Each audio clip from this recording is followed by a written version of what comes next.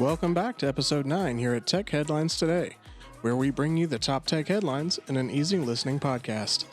Go ahead and subscribe and follow, because then you'll be reminded to see who wins our giveaway next Monday. If you don't remember or skipped yesterday's episode, we're giving away a $50 Starbucks gift card, and it's easy to enter. Just share the podcast on your social media and send us the public link via the contact page on our website. We'll draw a winner and make the announcement next Monday, February 14th. One entry per email address, and you must submit by Saturday the 12th at 11:59 p.m. So get sharing so you can enjoy your next latte on us. Without further ado, let's get into it. Google sued in Europe for $2.4 billion in damages over shopping antitrust case. Google is being sued in Europe on competition grounds by price comparison service PriceRunner, which is seeking at least 2.1 billion euros, or $2.4 billion, in damages. PriceRunner is suing Google in Europe for breaching the EU antitrust enforcement order, which fined the search giant for giving its own shopping comparison service prominent placement in organic search results. Google has made some initial changes to its product search service following the court order. PriceRunner's lawsuit claims Google has violated competition law with regard to product search, and is seeking compensation for historical infringements that have allowed Google to reap revenue at rivals' expense. PriceRunner estimates that Google's search engine is causing European consumers to overpay billions per year because of price comparison services returning more expensive results. A spokesperson for the European Commission stated, "If we don't take this battle for the sake of the European tech companies, everyone else will be hurt next." 3D human spinal cord implants could help treat paralysis. Israeli researchers have engineered 3D human spinal cord tissues that may enable people with paralysis to walk again. The Israeli researchers at the Segal Center in Regenerative Biotechnology at Tel Aviv University use patients' belly fat tissue to develop a functional spinal cord implant. Professor DeVere used genetic engineering to reprogram the cells, reverting them to a state that resembled embryonic stem cells before encapsulating the stem cells in a personalized hydrogel. The researchers implanted human spinal cords into lab models that have recently been paralyzed, and 80% regained their ability to walk. Professor DeVere stated that there are millions of people worldwide who are paralyzed because of spinal injury, and that the team's goal is to produce personalized spinal cord implants. The researchers hope that in a few years they will be able to implant engineered tissues into paralyzed individuals, and they hope to get FDA approval. Meta warns Europe, let us share data or lose access to Facebook and Instagram. The company's annual report says that if Europe doesn't allow it to send its data to the US, Facebook and Instagram will not be available. Meta is concerned that if data sharing regulations aren't changed in Europe, Meta won't be able to continue offering certain services. The Privacy Shield transfer framework, relied upon by Meta for data sharing between the EU and the US, is invalidated in 2020, and the Standard Contractual Clauses, or SCC, are subject to scrutiny. Meta thinks the EU will lose access to its two most popular platforms if it doesn't deal with GDPR and a Digital Markets Act. The threat of Facebook and Instagram disappearing across Europe also raises the question, how many people would actually care if this happened? Ford limits production at North American plants due to chip shortages. Ford will cut or suspend production at 8 of its facilities in the US, Mexico, and Canada due to the ongoing global chip shortage. This isn't the first time Ford has felt the chip crunch, and the US government has warned of a similar problem in the future. Ford made a strategic partnership with Global Foundries to boost US semiconductor production, but the partnership won't help until the second half of this year. Dell launches world's first monitors with IPS black technology. IPS monitors usually ship with a 1,000-to-1 contrast ratio, but Dell is launching the first monitors in the world to use IPS black technology to double that to 2,000-to-1. Dell shipped their new ultra-sharp monitors using LG's IPS black technology on their new 27-inch and 31.5-inch models. Dell's IPS Black 4K monitors have a 178-degree viewing angle and 98% of the DCI-P3 RGB color space. They offer 400 nits of brightness, 1.07 billion colors, and support VESA Display HDR 400. The 27-inch model and the 35-inch model cost $779 and $1149 respectively, and you can daisy chain them together using USB-C. Washington warns of Polaris breach. Washington State Department of Licensing, DOL, has shuttered its professional online licensing and regulatory information system, Polaris, after detecting suspicious activity. Polaris stores information about license holders and applicants. The type of information varies for different licenses and may include social security numbers, date of birth, driver's license numbers, and other personally identifying information. The department said that the Washington Office of Cybersecurity was assisting in the safe recovery of the system and in the investigation to determine whether a data breach had occurred. At this time, we have no indication that any other DOL data was affected, such as driver and vehicle licensing information. All other DOL systems are operating normally, stated the DOL. The department said it will notify any individuals whose personal data was accessed during the incident and provide them with further assistance. Amazon plans to more than double base pay cap for employees. Amazon.com Inc. plans to more than double its base pay cap to $350,000 from its previous maximum salary of $160,000 for U.S. employees, according to a company memo.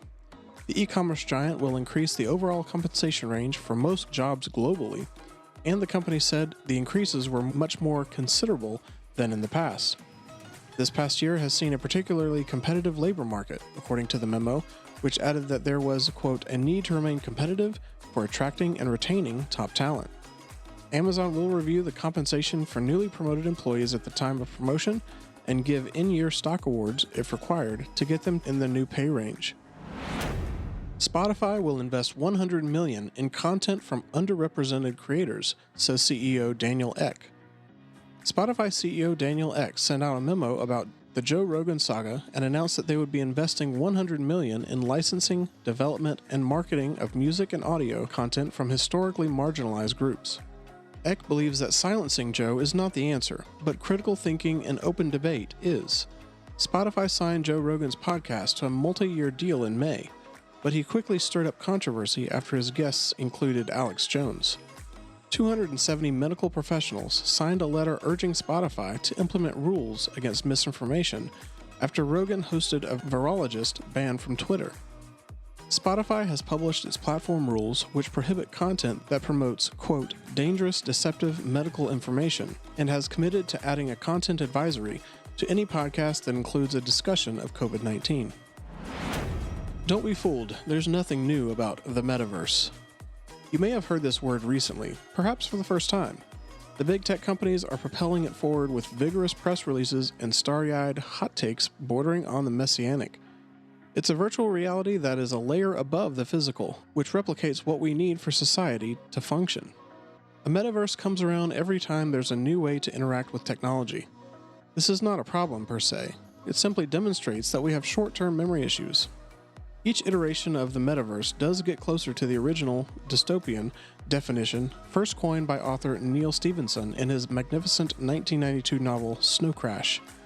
The examples in the article are not metaverses because they're owned by single companies who fiercely guard their intellectual property, and also because they're not untethered from physical space. The metaverses Facebook and Microsoft are promising will do the same. What's more interesting is what edges they will find themselves pushing up against, the things that we will reject because we don't realize what is important to us until it's not there. Metaverses are exciting. They let us think we can create in remarkable, unexpected ways, but they are technological sandboxes with boundaries defined by the limitations of what we use to access them. As things get even more meta, get excited about the possibilities. Just don't put your faith in the things being promised today. The metaverse won't be here anytime soon. Verizon decides to only offer 3-year contracts. Verizon has dropped the 12, 24, and 30-month contract options, so you can only sign up for a 36-month contract starting February 9th. Verizon is switching to 2 options when buying a new smartphone: buy outright or use a payment plan. You can either pay it back with 36 monthly payments, or you can pay it all up front. Also, they're no longer advertising early upgrade offers for its devices, including tablets and laptops. A contract lasting 36 months will make high-end phones appear cheaper.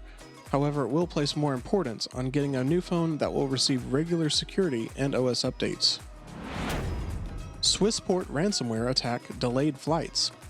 Airport services giant Swissport is restoring its IT systems after a ransomware attack struck late last week, delaying flights. The Zurich-headquartered firm operates everything from check-in gates and airport security to baggage handling, aircraft fueling and de-icing, and lounge hospitality. It claimed to have provided ground services to 97 million passengers last year and handed over 5 million tons of air freight. Swissport took to Twitter on Friday to warn its IT infrastructure had been hit by ransomware and apologized for any impact on service delivery. However, a day later, the firm appeared to have things back under control. Backup procedures reportedly kicked in during the outage so that there was no impact on aircraft crews. Samsung's new Galaxy devices will contain recycled fishing nets. Samsung is repurposing discarded fishing nets to create a new material for use in its gadgets. Samsung Electronics this week announced plans to give plastic waste a second life as a new material for use in its electronic devices, starting with the latest Galaxy gadgets set to be revealed on Wednesday. Plastic bottles and grocery bags aren't the only thing littering the world's waterways.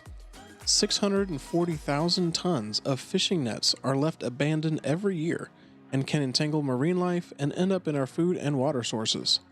Samsung is using recycled plastics in the upcoming Galaxy S22 series and Tab S8. Vivid Money, a financial super app, raises $114 million at an $886 million valuation to expand in Europe. Vivid Money, a challenger bank out of Berlin, has raised 100 million euros or $114 million in a round led by Green Oaks Capital, Ribbit Capital, and new backer SoftBank Vision Fund II. The funding values Vivid at 775 million euros, or $886 million at today's rates. Vivid's user base increased five-fold since its last funding round, and revenues grew 25 times, the company said. Vivid is currently active in Germany, France, Spain, and Italy, and plans to add 5 more countries this year. Vivid uses Polaris Bank's infrastructure to provide free banking. It also offers customized money management services, including splitting money into 15, quote, pockets based on specific purposes and personalization services. In a market full of challenger banks, Vivid's backers believe that their approach will set them apart and help them grow. UK adds new offences to online safety bill. The UK government has unveiled plans to strengthen its online safety bill, which includes the creation of new criminal offences. The legislation, first drafted in May 2021, will place new obligations on social media sites and other services posting user-generated content or allowing people to talk to others online to remove and limit the spread of illegal and harmful content. This includes child sex abuse, terrorist material, and suicide content. Digital Secretary Nadine Dorries has now announced that 3 new offenses relating to the abusive and offensive online communications will be included in the bill. This followed a review by the Law Commission, which concluded that current laws in this area have not kept pace with the rise of smartphones and social media. Professor Penny Lewis, Commissioner for Criminal Law, explained, "The criminal law should target those who have specifically intended to cause harm while allowing people to share contested and controversial ideas in good faith. Our recommendations create a more nuanced set of criminal offenses, which better protect victims of genuinely harmful communications, as well as better protecting freedom of expression." IRS backtracks on using facial recognition for website logins. The IRS says it's quickly pursuing short-term options that do not involve facial recognition. The IRS is backtracking on requiring taxpayers to sign into its website using facial recognition. The agency says it will transition away from using a third-party service for facial recognition to help authenticate people creating new online accounts. The IRS states that this will happen, quote, over the coming weeks in order to prevent large disruptions to taxpayers during filing season. 4 reasons to use multi-factor authentication. Anyone who understands a lot about IT will know all about multi-factor authentication. Some people abbreviate it as just MFA. We will cover a few of the top reasons why you might decide to start using it for your business enterprise. Multi-factor authentication means you're adding steps to the login process. There are different MFA versions. For instance, you might have a setup where a worker needs to provide a login ID, password, and then facial recognition as well. If you have a modern smartphone, you'll notice an MFA system there in almost all cases. That system usually consists of both numeric passcode and facial recognition technology. Other MFA systems might require a fingerprint scan or some other biometric indicator. A user may have to answer some security questions, such as providing their mother's maiden name or the name of their first pet. Companies with more trade secrets or high security clearances will have more complex MFA systems. 4 key reasons that you might want to set up MFA for your company include less compromised password risk, its compatibility with other security measures, and flexibility and productivity for employees. Adigi talks up Apple in the Enterprise Tech Show. Apple's continuing enterprise momentum means it's grabbing a growing slice of the business ecosystem, and the expansion is driving growth across the Apple device management ecosystem. Reflecting this, Adigi recently announced plans to hold its annual Innovate 2022 conference later this month. The event will include keynotes and product presentations, and will include one hosted by the ethical hacker author Ralph Acmendia. A combination of work from home, employee retention, and great new Apple Mac hardware are the primary drivers of enterprise adoption of Apple's ecosystem. Jason Detbarn believes that Apple's great machines and employee choice will continue to drive growth, but argues that tough security and integration will act as brakes on accelerated deployment. And that wraps up another episode here at Tech Headlines Today. Don't forget to share the podcast and send us a link to your post so you get entered for the Starbucks gift card. Thanks for joining us, and we'll see you again tomorrow.